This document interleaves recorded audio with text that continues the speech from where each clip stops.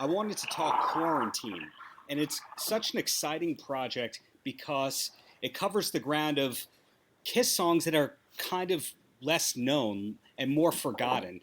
Was No No No the first thing that you tracked, or was it part of a bigger batch?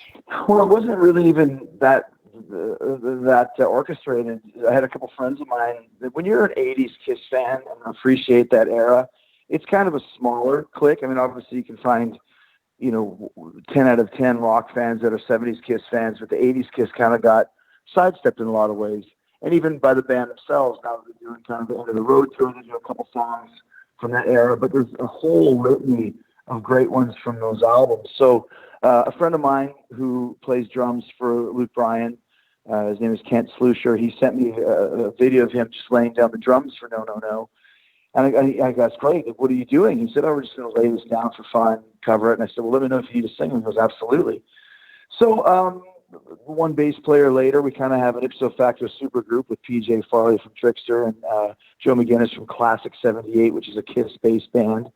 And, of course, Jericho from Fozzy. So we just said, let's lay this down, see how it goes.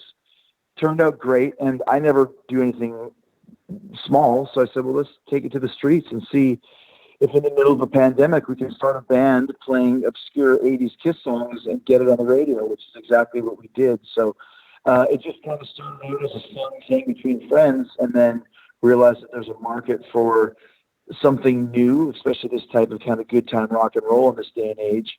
And when there's not a lot of bands putting material out because you can't tour on it, we're kind of the best case version of what a new band can do. So that's kind of how it all happened in a nutshell. And that spawned us to doing, well, since there's such a great reaction, we had so much fun doing one, let's do another and let's see where it goes from there.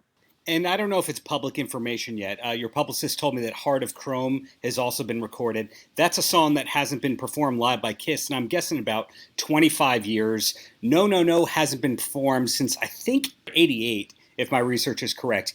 So when you're choosing these songs, is it kind of like, well, enough people know these songs? In other words, is it the kind of thing where, well, someone else covered it, so we can? Well, once again, I mean, there's a whole litany of these great songs from that Kiss period, from '83 to '95, but they don't really touch along. I mean, everyone knows "Look It Up" and "Heaven's on Fire" and that sort of thing. But it wasn't so much the Kiss element; it was more like these are great songs, and we enjoy playing them. And "Heart of Chrome," I don't think Kiss ever played live. So yeah, it's ipso facto a Kiss cover band, but it's also just four dudes that enjoy playing these songs.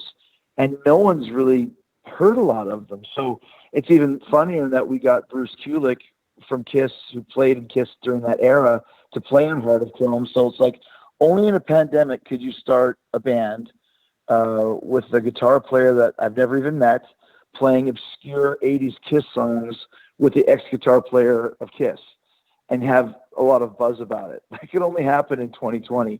So once again, we did both of these tunes, and now having Bruce involved with us and kind of the buzz that's going to get, there's no reason why we can't continue to do more. We actually have more kind of in the pipeline, because once again, there's such a treasure trove of great tunes from that era that people just don't know.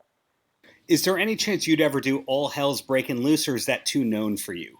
That's too known. Like, we kind of have a rule. Like, it can't be a song. Well, actually, I shouldn't even say that. We're kind of trying to keep it to songs a little bit more lesser known that didn't have a single or a video, and we're trying to keep it to that Bruce Kulick era, which would take the Lick It Up album out of contention. But once again, we're just kind of doing this by the skin of our teeth, by the seat of our pants. But if we were going to do something from Lick It Up, there's so many other great tunes that we could do, like Million to One, or Not for the Innocent, or Fits Like a Glove, that people haven't heard as much as they have of All Hell's Breaking Loose. So that's kind of whatever rule there is. That's kind of our little rule, that we're trying to keep it in that Bruce Kulick era and make it something that wasn't a single or a video. Was Bruce the first member of Kiss that you had met, or did you actually meet the guys when you were in WCW? No, I was gone by the time they came in there. So I think Bruce was the first guy from Kiss that I met. Maybe Eric Singer, but I think Bruce is the guy I actually had some relationship with and had on my podcast and that sort of thing.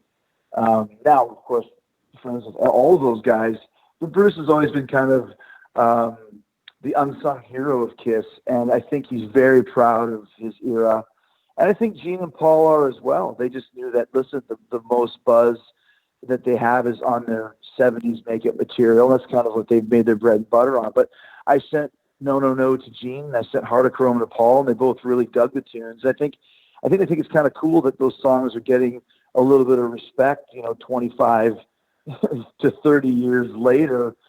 Because who's going to cover No No No? And when you play it, it's like, holy shit, I didn't think Kiss did this. This almost sounds like something from Eat 'Em and Smile from David Lee Roth, with the double kick drums and the guitar solo and just kind of the off-time singing.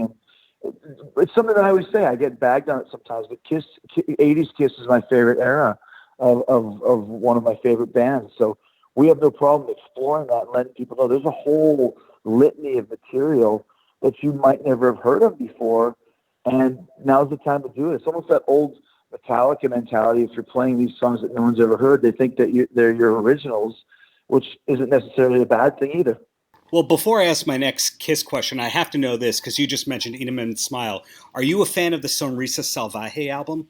Absolutely. I bought that in 1987, and I actually learned how to speak some Spanish from that.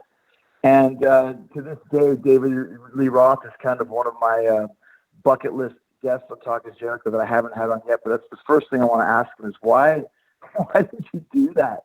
It's so random and so bizarre, but it's of course it's super well done. The whole album's sung in Spanish, which is great. And kind of everything is connected through Kiss because Van Halen was in a way discovered by Gene. And Cheap Trick references Kiss in the song Surrender, and they toured with them. And a lot of bands like AC/DC, their first tour was with Kiss. Were you the kind of guy that was into Van Halen before Kiss, or did Kiss lead you to Van Halen and Motley Crue?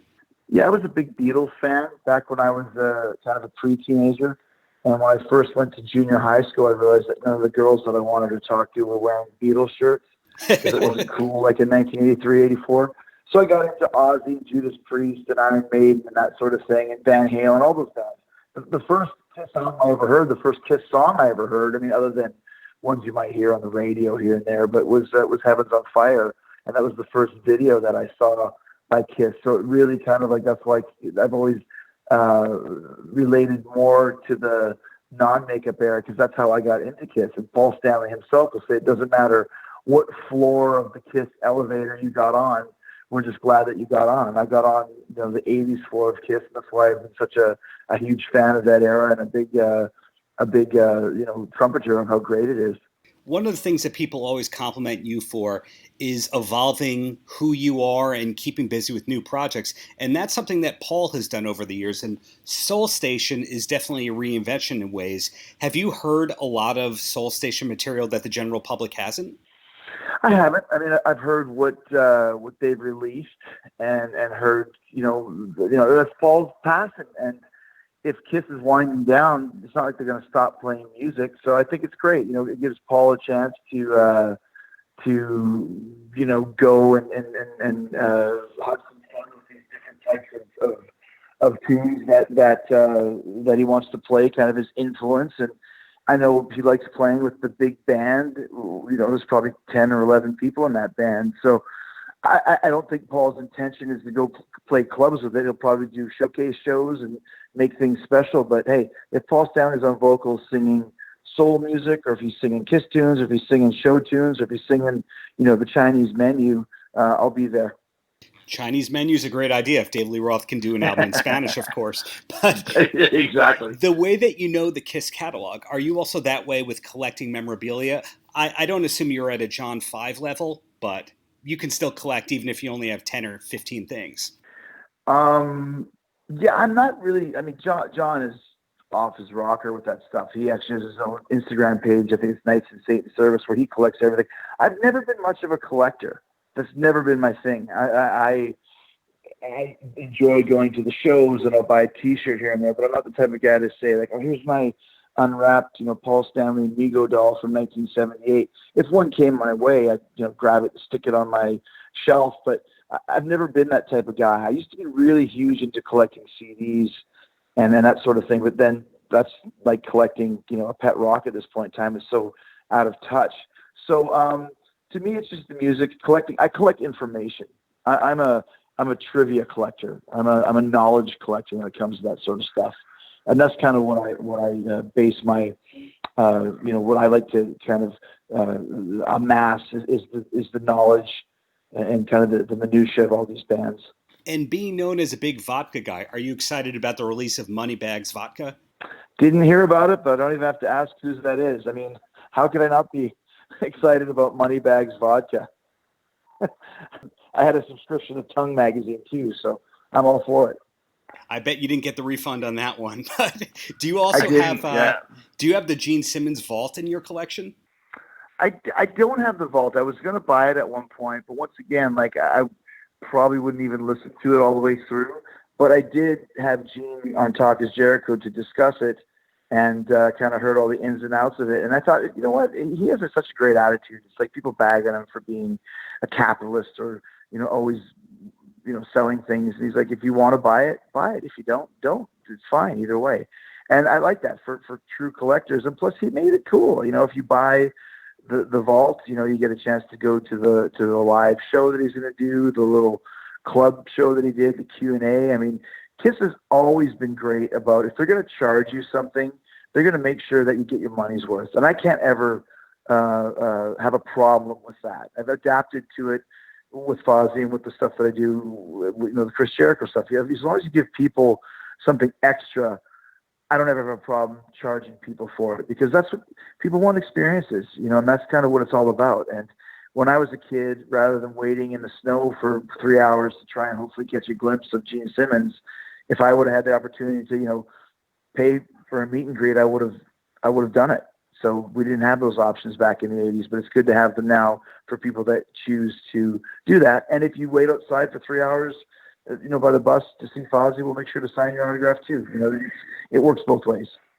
Well, 3 quick questions because you've been very generous with your time, and I appreciate you doing this on zero notice. And the first is, on your second cruise, you brought up Frank to do Cold Gin on lead vocals. And I wound up speaking to him after that, and I made a reference to Alive 3, and it totally went over his head. Are you the only 80s Kiss fan in Fozzy? Yeah, he dropped out. He's the biggest Kiss fan that I know from the 70s, but as an 80s Kiss fan, he dropped out. So, but yeah, I mean, it's fine. Like I said, it's not for everybody, but we're that's why we kind of started the quarantine thing, to keep people involved in that as well. And question number 2 of 3, besides Frankie Kazarian, are there any Kiss fans in the AEW locker room besides you and him? I mean, I think pretty much anybody likes Kiss. You know what I mean? I don't see. Frankie's more of a Metallica guy. I mean, he can go toe to toe with anybody on the Metallica tip. But as far as being a hardcore Kiss fan, I'm pretty much the standard. I mean, Luther's a metalhead. I'm sure there's a couple others if I sat down. Moxley's a big metalhead. Actually, Moxley likes the Kiss Animalized show, the uncensored show from MTV from '85. I know that for sure. So yeah, Kiss pretty much permeates anybody that likes rock and roll. And the last thing is, and feel free to say no if it's not going to be announced yet, is there any chance that Kuarantine might be performing on the next Kiss cruise? I'm sorry, the next Jericho cruise, make that. Yeah, I mean, you never know. I mean, some of those songs are hard to play and sing at the same time, but I'm sure if we get kind of a little set list going, there's no reason why we couldn't do it, because the songs are a lot of fun. And once again, they're all very rockin' and very party, good time music, which is what we stand for on the Jericho cruise. So, yeah, it's definitely not something that we haven't spoken about for sure. Really looking forward to see more music from you soon, whether it's Heart of Chrome or the third track or whatever it is. But thanks again for your time. Thanks, man. Appreciate it. Talk to you soon. Paltrocast.